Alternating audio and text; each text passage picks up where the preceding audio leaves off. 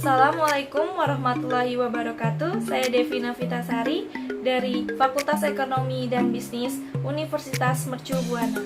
Saya akan menjelaskan tentang akuntansi keuangan menengah 2, yaitu imbalan kerja jangka pendek, pesangon, imbalan pasca kerja, dan imbalan kerja jangka panjang. Pengakuan dan pengukuran imbalan kerja. Pengakuan akuntansi atas imbalan kerja diatur dalam PSK 24 Revisi 2015. PSK 24, imbalan kerja juga diatur dalam Undang-Undang Nomor 13 Tahun 2003 tentang Ketenagakerjaan. Tujuan PSK 24 tentang imbalan kerja ada dua. Yang pertama, liabilitas. Jika pekerja telah memberikan jasanya dan berhak memperoleh imbalan kerja yang akan dibayarkan di masa depan. Dua, beban. Jika identitas menikmati manfaat ekonomi yang dihasilkan dari jasa yang diberikan oleh pekerja yang berhak memperoleh imbalan kerja. Berdasarkan PSK 24, imbalan kerja mencakup 1. Imbalan kerja jangka pendek, 2. Imbalan pasca kerja, 3. Imbalan kerja jangka panjang lainnya, 4. Pesangon. Imbalan jangka pendek. Imbalan jangka pendek adalah imbalan kerja selain dari pesangon yang diharapkan akan diselesaikan seluruhnya sebelum 12 bulan setelah akhir periode pelaporan tahunan saat pekerja memberikan jasa terkait. Identitas mengakui jumlah tidak didiskontrol dari imbalan kerja jangka pendek yang diharapkan akan dibayar sebagai imbalan atas jasa tersebut. Imbalan jangka pendek berupa upah atau gaji, iuran jaminan sosial, bonus cuti tambahan. Pesangon. Pesangon tidak termasuk imbalan kerja yang dihasilkan dari terminasi kontrak kerja atas permintaan pekerja tanpa tawaran entitas atau sebagai akibat dari persyaratan purnakarya wajib, karena merupakan imbalan pasca kerja. Pesangon dihasilkan baik dari keputusan suatu entitas untuk memutuskan hubungan kerja atau keputusan untuk menerima tawaran imbalan dari entitas atas pemutusan kontrak kerja. Pesangon. Perhitungan uang pesangon sebagai berikut. Masa kerja kurang dari 1 tahun, pesangonnya 1 bulan upah per gaji. Masa kerja 1 tahun atau lebih tetapi kurang dari 2 tahun, pesangonnya 2 bulan upah per gaji. Masa kerja 2 tahun atau lebih tetapi kurang dari 3 tahun, pesangonnya 3 bulan upah per gaji. Masa kerja 3 tahun atau lebih tetapi kurang dari 4 tahun, pesangonnya 4 bulan upah per gaji. Masa kerja 4 tahun atau lebih tetapi kurang dari 5 tahun, pesangonnya 5 bulan upah per gaji. Masa kerja 5 tahun atau lebih tetapi kurang dari 6 tahun, pesangonnya 6 bulan upah per gaji. Masa kerja 6 tahun atau lebih tetapi kurang dari 7 tahun, pesangonnya 7 bulan upah per gaji. Masa kerja 7 tahun atau lebih tetapi kurang dari 8 tahun, pesangonnya 8 bulan upah per gaji. Masa kerja 8 bulan atau lebih, pesangonnya 9 bulan upah per gaji. Imbalan pasca kerja.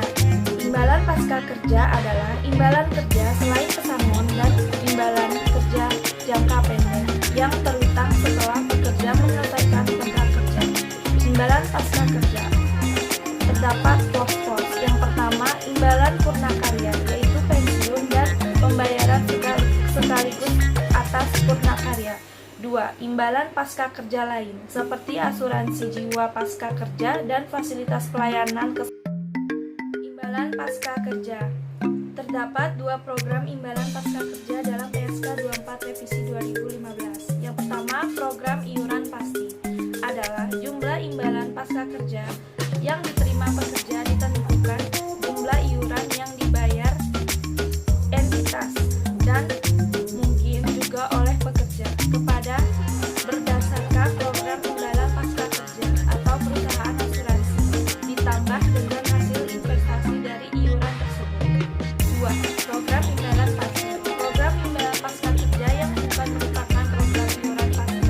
Dalam program imbalan pasti, yang pertama, kewajiban entitas adalah menyediakan imbalan yang dijanjikan kepada pekerja yang ada saat ini maupun mantan pekerja. 2. resiko aktuaria atau biaya untuk imbalan lebih besar dari yang diharapkan dan resiko investasi secara substansi ditanggung entitas.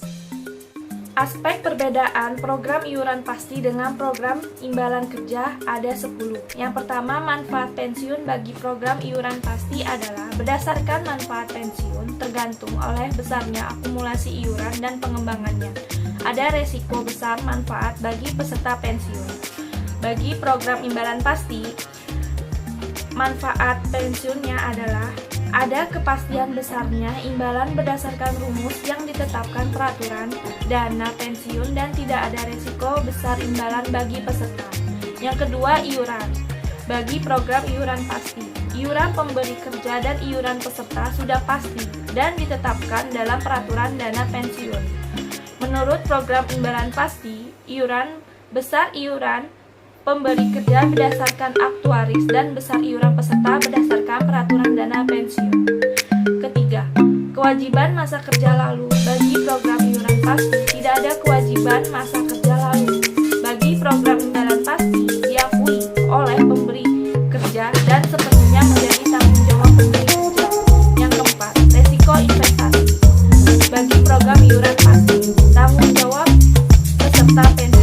Bagi program imbalan pasti, tanggung jawab pemberi kerja.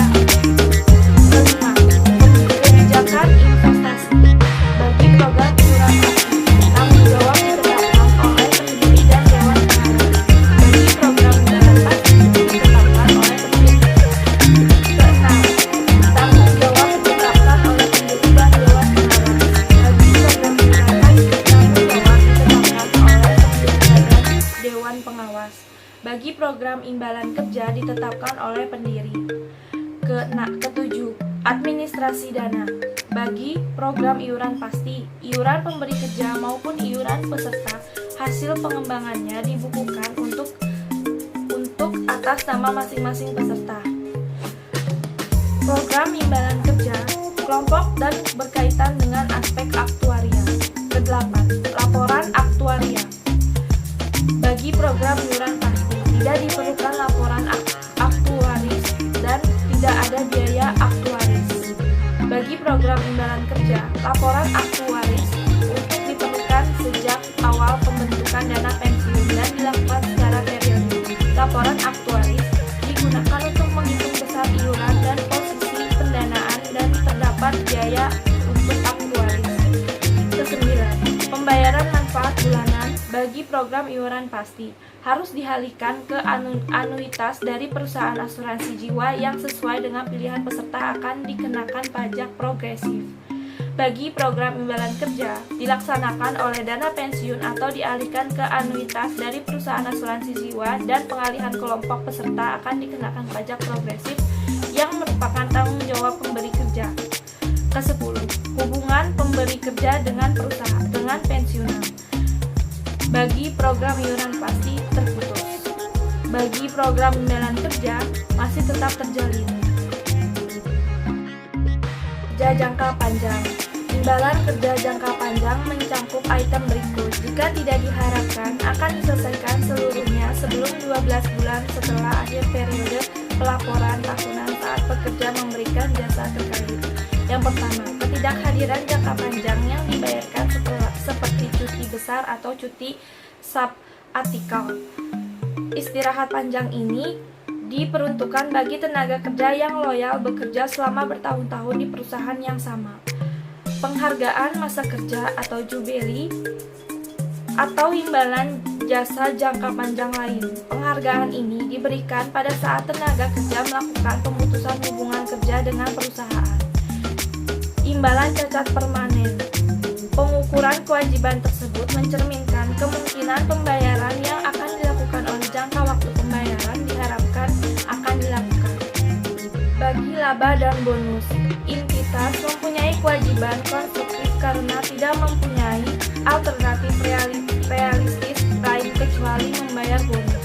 Pengukuran kewajiban konstruktif tersebut mencerminkan kemungkinan adanya pekerja yang berhenti tanpa menerima remunerasi tangguhan. total kompensasi yang diterima oleh pegawai sebagai imbalan jasa yang telah dikerjakannya. Biasanya untuk merenumerasi diasosiasikan dengan penghargaan dalam bentuk uang atau monetary rewards, atau dapat diartikan sebagai seperti upah atau gaji.